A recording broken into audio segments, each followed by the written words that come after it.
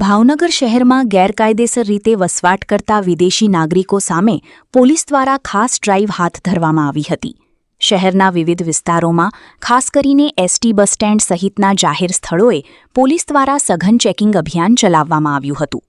તાજેતરમાં દેશભરમાં સુરક્ષા વ્યવસ્થાને વધુ મજબૂત બનાવવા અને ગેરકાયદેસર રીતે પ્રવેશેલા વિદેશી નાગરિકોની ઓળખ કરવા માટે વિવિધ એજન્સીઓ સક્રિય બની છે, જેના ભાગરૂપે ભાવનગર પોલીસ પણ એક્શનમાં જોવા મળી હતી.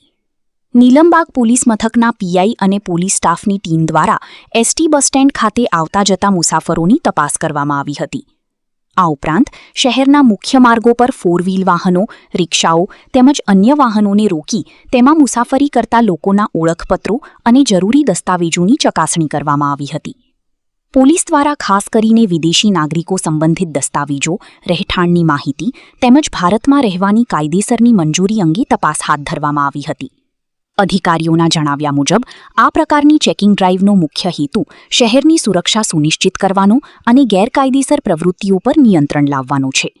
સમગ્ર અભિયાન દરમિયાન મોટી સંખ્યામાં પોલીસ કર્મચારીઓ તૈનાત રહ્યા હતા અને દરેક સ્થળે સઘન તપાસ કરવામાં આવી હતી.